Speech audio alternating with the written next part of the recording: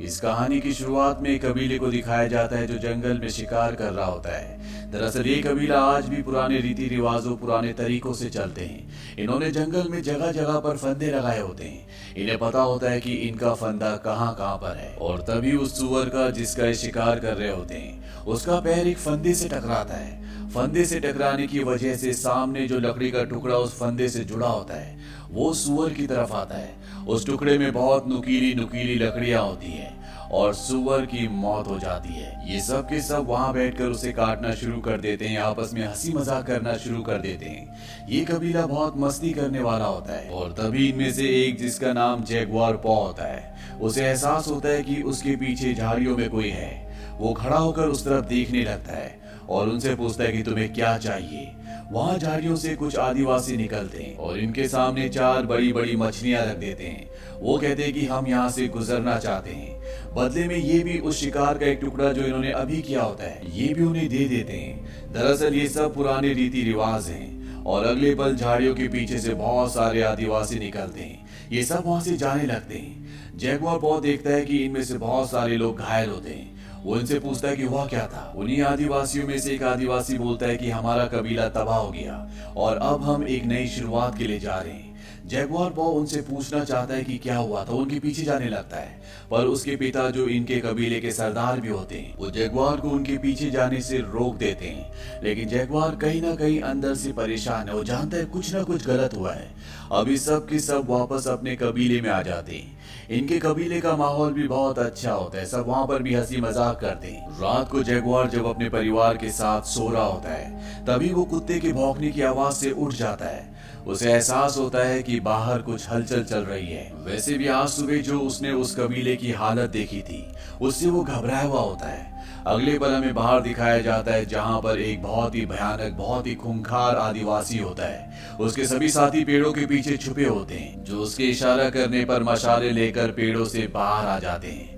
Jaguar अपने घर से बाहर देखता है। उसे कुछ जलती हुई मशाले दिखती है और वो समझ जाता है कि कुछ ना कुछ खतरा है। वो अपने परिवार को लेकर बाहर निकलता है और तभी हमलावरों में से एक इन्हें देख लेता है, लेकिन जैगुआर उसे खत्म कर देता है। जैगुआर अपने परिवार को लेकर कुएं के पास जाता है। वो अपने बेटे और अपनी पत्नी जो कि प्रेग्नेंट होती है उन्हें रस्सी के सहारे धीरे धीरे कुएं में छोड़ना शुरू करता है।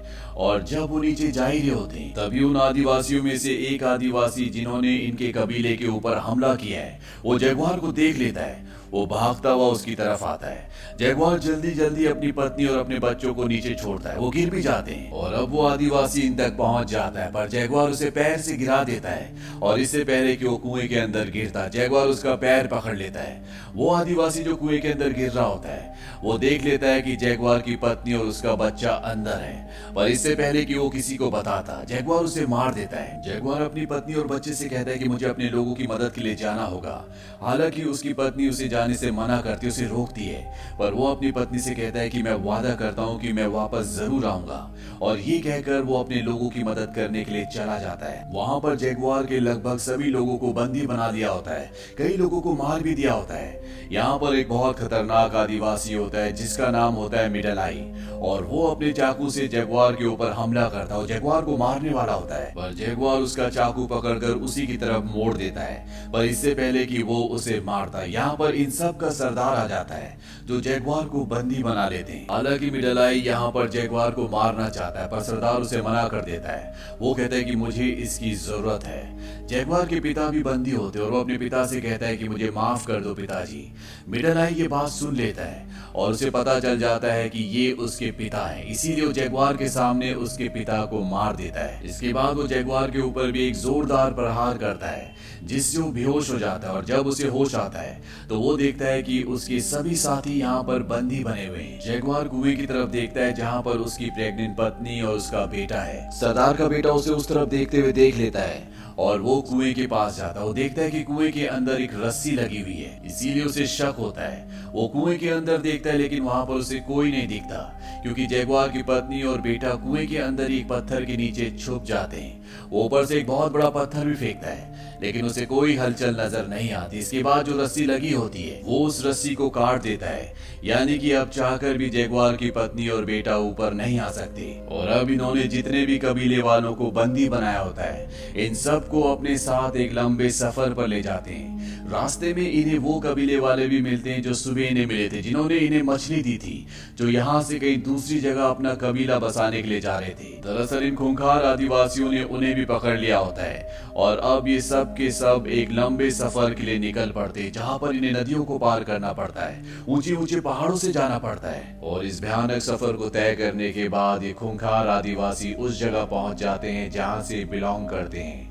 और जब ये अपनी सरहद के बाहर होते हैं तो वहां पर बहुत सारी डेड बॉडीज होती हैं, जिन्हें देखकर साफ साफ समझ में आ जाता है कि ये वो लोग हैं जिन्हें किसी तरह की कोई बीमारी हुई है जो छूने से फैलती है। यहाँ पर एक बच्ची भी होती है और वो उन खूंखार आदिवासियों को जो इसी जगह से बिलोंग करते हैं उन्हें कहती है कि बहुत जल्द पवित्र समय आने वाला है, दिन में अंधेरा हो जाएगा, एक आदमी तुम्हें यहाँ से बाहर ले जाएगा और तुम्हारा और तुम्हारे इस पूरे साम्राज्य का हमेशा के लिए अंत हो जाएगा। अब ये सब यहाँ से आगे चले जाते हैं और तभी एक गांव आता है जहाँ पर बहुत सारे मजदूर होते हैं जिनकी हालत बहुत ज्यादा खराब होती है, फिर भी इन्हें यहाँ पर काम करना पड़ता है, पर इन्हें यहाँ पर नहीं छोड़ा जाता और आगे ले जाया जाता है। अब कबीले का जो सरदार इन सब को बंदी बनाकर यहाँ पर लाया है उसके पास एक आदमी आता है, वो पूछता है कितने आदमी हैं, वो कहता है कि मेरा बेटा बताएगा, लेकिन इस बार पैसे अच्छे चाहिए, यानी कि ये लोग इन्हें यहाँ पर पकड़कर इसलिए लाए ताकि इन्हें बेच सके। यहाँ पर इंसानों को बेचा जाता है, इनके साथ जो बंदी औरतें होती है उन्हें बेच दिया जाता है, उनकी बोली लगाई जाती है, पर आदमियों को यहाँ से आगे ले जाया जाता है जहाँ पर बहुत भीड़ होती है। दरअसल पुरानी मान्यताओं के चलते यहाँ पर इंसानों को मारा जा रहा होता है और अब जगुआर को मारने के लिए ले जाया जाता है। ये दरअसल ईश्वर को खुश करने की बात कर रहे होते हैं, पर इससे पहले कि वो जगुआर को मार दे सूर्य ग्रहण हो जाता है, चारों तरफ अंधेरा हो जाता है और यहाँ पर सब रुक कर प्रार्थना करने लगते हैं। सूर्य ग्रहण छटने के बाद इन सब को एक दूसरी जगह ले जाया जाता है, एक लंबा सा ग्राउंड होता है और उसकी दूसरी तरफ झाड़ियां होती है। इन सब को बोला जाता है कि तुम भागो और अपने जंगल चले जाओ।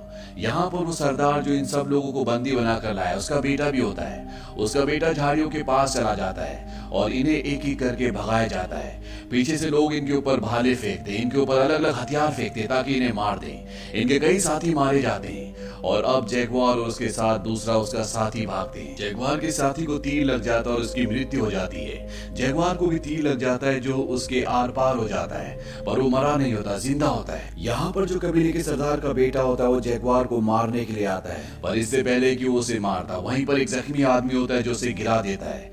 कबीले के सरदार का बेटा उसे मार देता है। इसके बाद वो चाकू निकाल कर जगुआर को मारने के लिए आता है, पर इससे पहले कि वो उसे मारता जगुआर को जो तीर लगा था उसने उसकी नोक तोड़ ली थी और वो उससे उसके गले को चीर देता है और जगुआर यहाँ से झाड़ियों में भाग जाता है। दरअसल वो खूंखार आदिवासी जगुआर और उसके कबीले वालों को सिर्फ अपनी प्रैक्टिस के लिए मार रहे होते हैं। यहाँ से जगुआर भाग जाता है, वो घायल भी होता है और भागते भागते वो एक गिरे हुए पेड़ पर जो ऊपर जा रहा होता है वहां पर चढ़ जाता है। वहां कबीले के सरदार का बेटा मर चुका होता है, जिससे वो पूरी तरह से बौखला जाता है और वो अब किसी भी तरह से जगुआर को खत्म करना चाहता है। इसीलिए वो अपने साथियों के साथ जगुआर का पीछा करना शुरू करता है। ये सब के सब उस पेड़ के नीचे से गुजरते हैं जिसके ऊपर जगुआर है, लेकिन ये उसे नहीं देख पाते और कुछ दूर जाने के बाद कबीले का सरदार अपने एक आदमी के कंधे पर देखता है कि खून होता है जो कि उसका नहीं होता।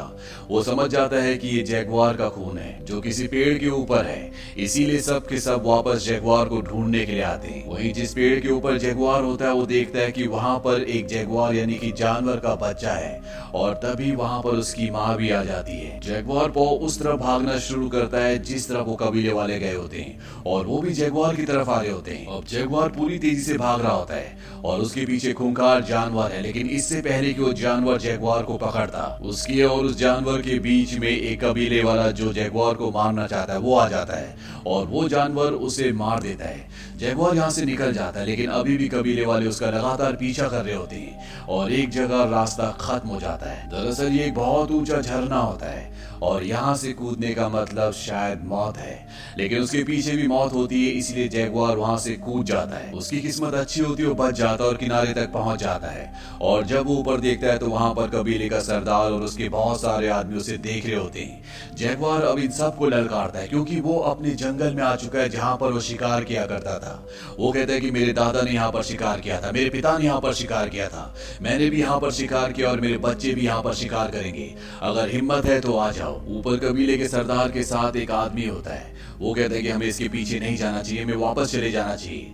दरअसल उसे उस बच्ची की भी भविष्यवाणी याद आती है जिसने कहा था कि तुम सबका अंत होगा। एक आदमी आएगा जो तुम्हें यहाँ से बाहर जंगल में ले जाएगा और इसके बाद तुम कभी भी वापस नहीं आओगे।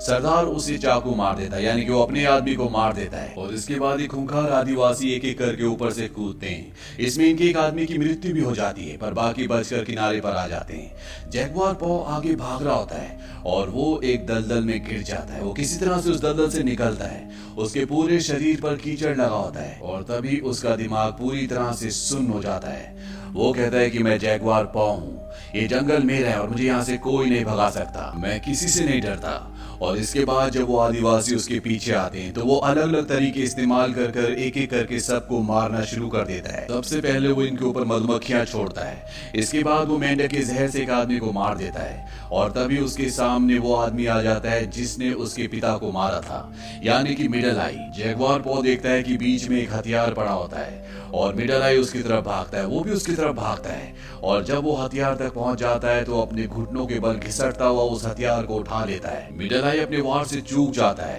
पर जैगुआर अपने वार से नहीं चूकता, वो उसे मार देता है। और तभी यहाँ पर बारिश होना शुरू हो जाती है।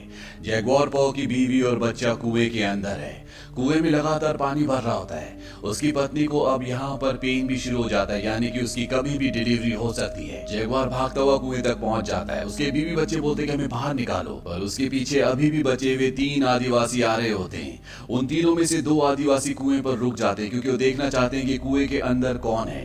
वो उसके बीवी बच्चों को देख लेते हैं और कबीले का सरदार जो कि सबसे खूंखार है वो जैगुआर के पीछे भागता है और जैगुआर भागते भागते एक जगह रुक जाता है। दरअसल उसने कुछ देख लिया होता है।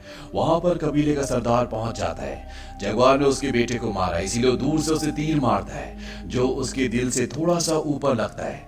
जैगुआर जख्मी है और वो खड़ा होकर अब कबीले के सरदार को चैलेंज करता है। कबीले का सरदार अपना तीर कमान नीचे फेंक देता, अपना चाकू निकालता है और जैगुआर की तरफ भागना शुरू करता है। और तभी उसका पैर किसी चीज से टकराता है। दरअसल यहाँ पर फंदा होता है, वो फंदा जो जैगुआर और उसके कबीले वाले जानवरों को मारने के लिए लगाते थे। जिस तरह से इस कहानी की शुरुआत में उन्होंने एक सूअर को मारा था और जैसे ही उसका पैर उस फंदे से टकराता है, सामने से एक बहुत बड़ी लकड़ी जिसमें बहुत नुकीली नुकीली लकड़ियां होती है उससे टकराती है और वो सारी लकड़ियां उसके शरीर के आर पार हो जाती है और इस तरह से उसका अंत हो जाता है। पर जैगुआर को यहाँ से भी भागना पड़ता है क्योंकि बचे हुए 2 आदिवासी उसी की तरफ आ रहे होते हैं। वहीं कुएं के अंदर दिखाया जाता है कि लगातार पानी भर रहा होता है और उसी पानी में जैगुआर की पत्नी एक बच्चे को जन्म दे देती है।